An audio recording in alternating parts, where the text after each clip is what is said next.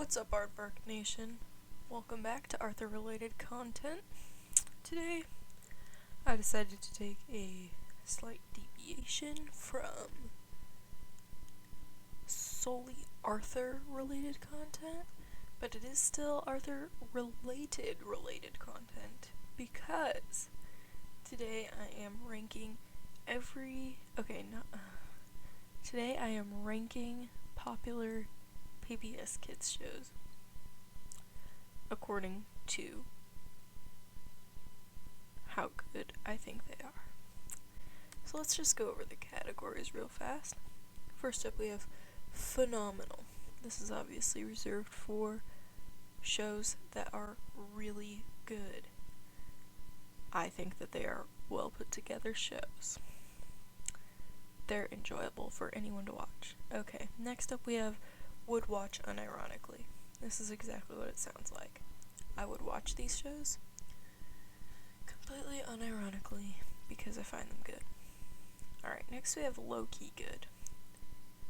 If you don't understand what low-key means, I recommend Urban Dictionary. And yeah, also, these shows are low-key. Like, they're kind of good, but they're not. Like, I would watch them ironically, or I would watch them sparingly. Alright, next up we have just okay. And, these shows, I would not oppose them being on, and might enjoy some certain episodes. Okay, fine means like someone said that they like the show, and I was like, okay, fine, I'll watch like one, but I don't like the show. Then Turn It Off Right Now is reserved for the shows that I cannot even make it through a full episode of without turning it off. And this is saying a lot, considering that PBS shows, they're gonna fill up like a 20-minute time slot, so it's not a good sign. Okay, let's get started. First up, we got Bob the Builder. That's right. Let me get one thing clear. I'm talking about classic Bob the Builder, not this weird new Bob the Builder, okay? And when I was a kid, Bob the Builder, yeah, that was my jam. Scoop, Muck, and Dizzy, Rolly 2. Lofty and Windy, join the crew. That's right. I loved Bob the Builder, so I'm going to place that pretty highly. I'm going to place that under would watch unironically for now. I will continue to move things around the ranks, because I have not watched Bob the Builder in a while. However, it is really good. Like, unironically. There's some good jokes there. Okay, I'm moving this down. I changed my mind. It's only low-key good. I did really like it as a kid, though, so that's swaying me. Okay, next up we got Sesame Street. Phenomenal. Wait a minute, that's not how you spell. Hang on.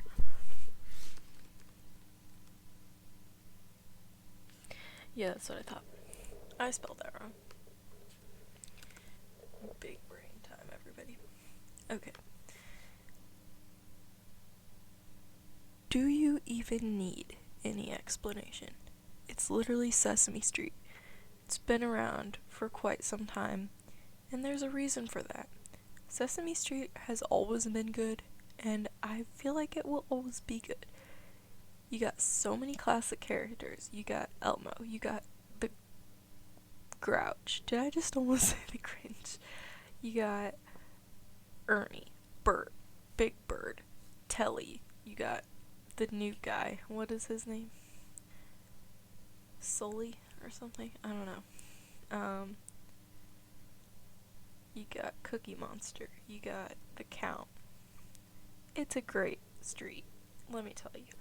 Addresses so many social problems, has this good mix of puppetry and real characters, cuts it up into little cartoon segments, which, the reasoning behind why they do that, fun fact, is because beer commercials. Kids could memorize beer commercials, so they were like, if a kid can memorize stuff from a beer commercial, a kid can definitely memorize stuff from a commercial for the alphabet. So they just started going with that vibe, and I love it. Sesame Street is a classic. It's great. Next up, we got Super Y. Super Y is low-key good.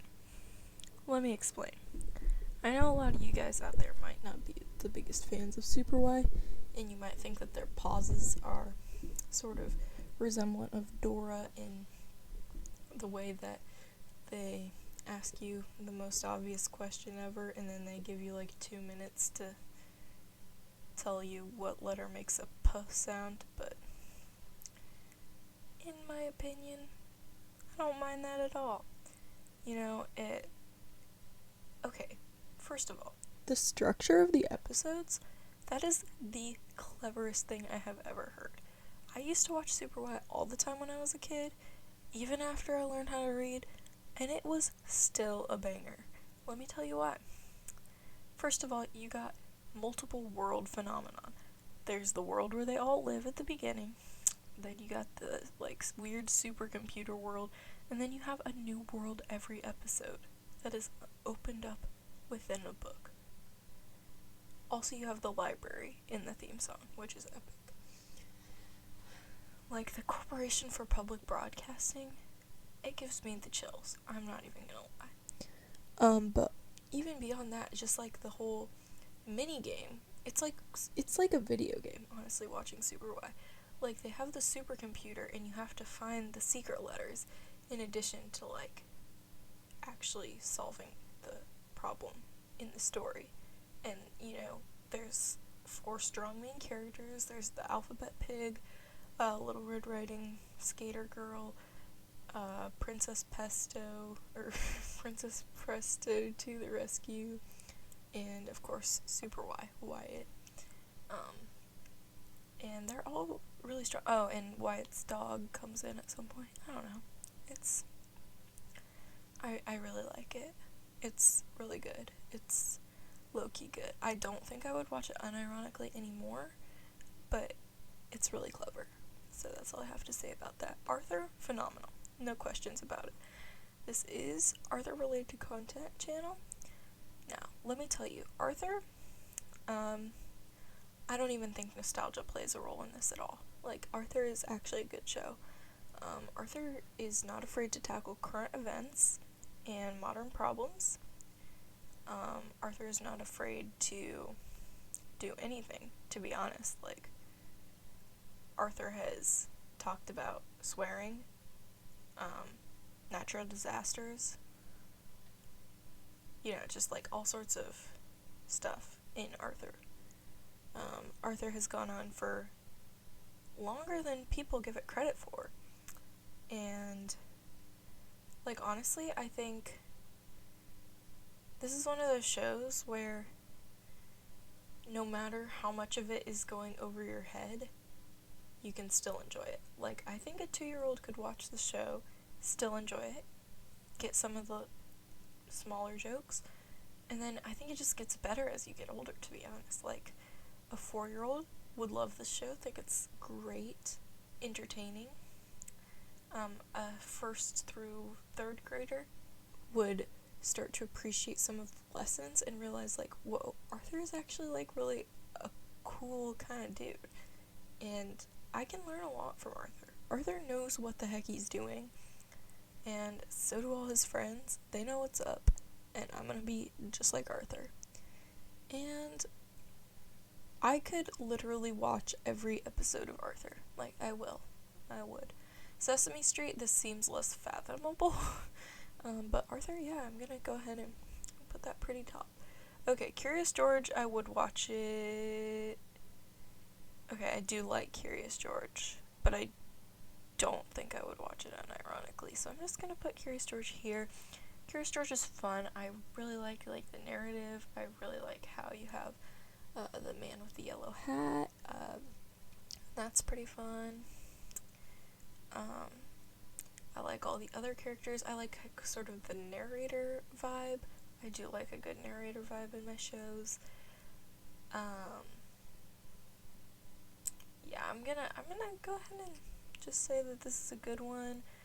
I think you can learn a lot from the perspective of a monkey, because it's like, he's just curious. You really can't blame him if he gets into trouble. And, you know, we all have a little monkey inside us, because we're all a little curious about things. And we wish that we could be like George and not have repercussions for our actions. But that's okay. The Rough Ruffman show, it's just okay. I never really watched this as a kid, but I watched it before making this video, and it seems pretty good. Nothing too rough about it. I think it was, correct me if I'm wrong, but I think it was more of like an in-between shows kind of segment thing, or something like that, or they would show like a lot of episodes at a time, because I think most of the episodes are kind of like made for like a 5-minute slot, which is really short. So, I don't know. Okay. Caillou, y'all are about to get mad confused, because Caillou, nope, Caillou is low-key good. Hear me out. I know most of you would be putting Caillou in the turn it off right now section. And I can understand that. Caillou is not for everybody. Caillou is very annoying and whiny. The narrator vibe is not very good. He is bald, but I think we should all be kind of respectful about that, because that is a design choice. And I think sometimes in all creative fields, you need to make a choice to help you stand out, and I think it works for Caillou, okay? Do not make fun of Caillou for being bald. How would you feel if you were bald? Okay? Caillou just has a deep level of iconicness. He's just a kid who's 4, and each day he learns some more, and he really does. Like, I don't see how Curious George is any better than that. That's just my TBH on Caillou. Okay, Cat in the Hat knows a lot about that. I feel like I'm putting these all in low-key good, but Cat in the Hat knows a lot about that is low-key good. I used to watch that every day before school. It's a good one. It really is. It's super educational. They have now Sally and Nick. They keep some episodes the same throughout. Well, they keep some like things the same. Like, it's always like, Mom, can we go? Oh, yes, you can go. I know. Yeah, it's good vibes. And it's like, the parents are all like, ha ha ha, we don't really believe in the Cat in the Hat. But then the kids are like, yep, alright, we can go. And they get in the thingamajigger. That's always iconic. Yep, pretty good. Low-key good. Okay, Daniel Tiger's Neighborhood. It's just okay. I don't mind watching it if it's on, and the songs have good lessons, and they do get stuck in your head. I'll give you a few examples. When you have to go potty, stop and go right away. Saying I'm sorry is the first step. Then how can I help? Try new foods because it might taste good. It's almost time to go, so choose one more thing to do. You know, there's countless. Dinosaur Train. I'm gonna put it under just okay, because I think it's a good idea. Like, you know, they have the train and they go back in time or whatever, even though they are dinosaurs literally. And the theme song is definitely a bop. It's cute, whatever. If dinosaurs are your thing, you would probably watch it unironically, but it was never my thing. Cyber Chase, okay, fine. I never really watched this. I watched it in preparation for this video, and it was like, okay, fine, like, it doesn't seem that educational even. I'm sorry. It just seems like, I don't know, it's kinda dumb, but I'm not that mad about it. Martha Speaks is low-key good.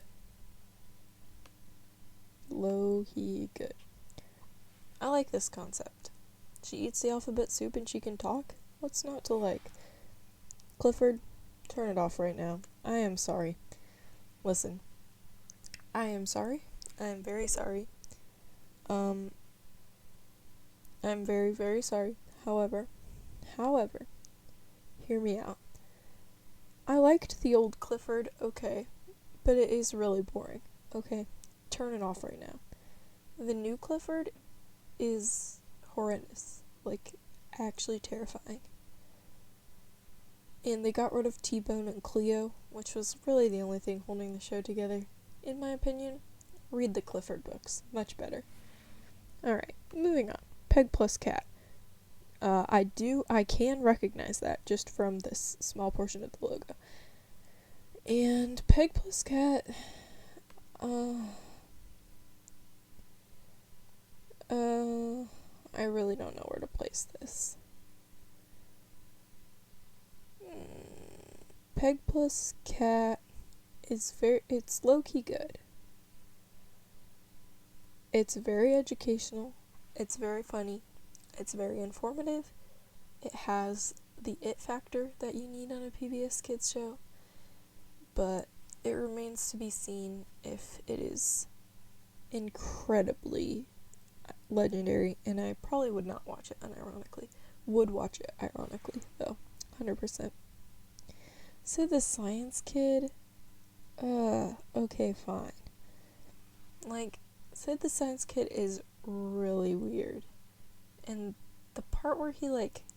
Okay, I'm changing this to turn it off right now. Listen, I'm sorry. Sid the Science Kid is really weird. This is made by Jim Henson, but it's just, Sid, I know you like science, but why you always gotta come home with your microphone and be like, who wants to hear what I did at school today? Like, nobody asked. Oh my god.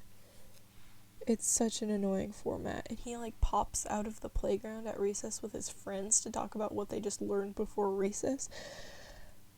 I can respect a good nerd, and I can even respect people who enjoy school and enjoy learning who are not nerds. But Sid the Science Kid is unrealistic and is not entertaining at all. Probably worse than school, TBH.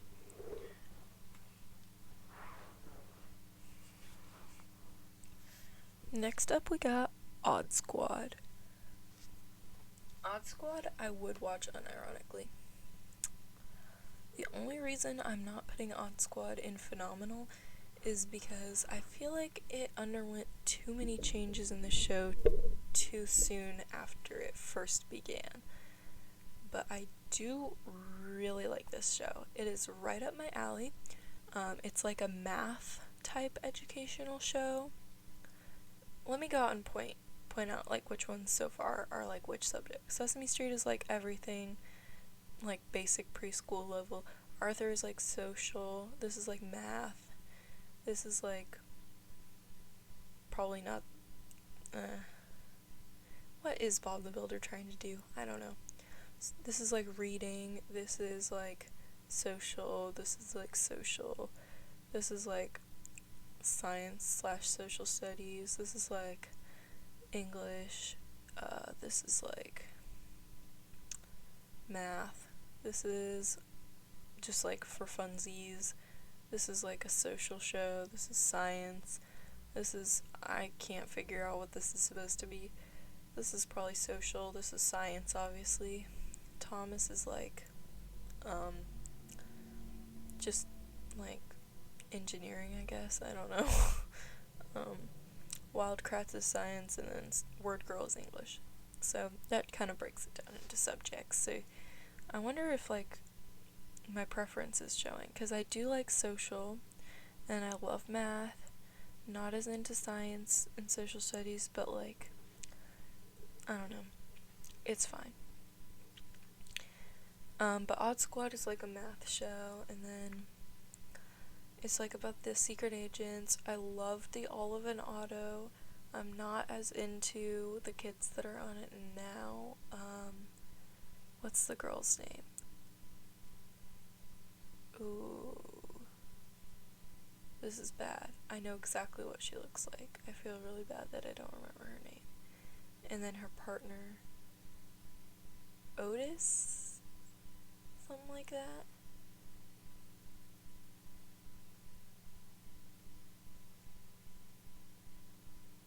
Yeah, I'm not sure. And then, of course, the iconic Miss O. I love her. Oscar was good. Una is okay, but I liked the original cast better. And I really did like the transition special that they had where they like switched over everyone. But like, I don't know, after the transition, it's just like, it's not as good without Olive and Otto. And I do know that the kid actors were like growing up and it was like weird and they had to do it, and I respect their decision. However, it's no longer quite the same, and I feel like they kind of ran out of stuff to do, and that was like the climax, and now it's like boring, but I would still watch it unironically because it is good. Thomas and Friends is like, okay, fine. I respect the meme worthiness of it, but it's not really that good. Just being real. Wildcrats, I would 100% watch it unironically. Wildcrats is a great show. They have their creature power discs. They learn about new creatures. I love animals. And then they put the creature disc in them and they become the creatures. It's a hilarious show. It's more of like a PBS Kids Go type of thing when they still had that back in the day. It's like for elementary age kids, not like preschool or like kindergarten age kids, you know? It's a good one. And then we have Word Girl. Word Girl is just okay. Like, don't get me wrong. Okay, I'm changing my ranking. Caillou is gonna have to come down to okay, fine. I'm sorry, he's just not that good.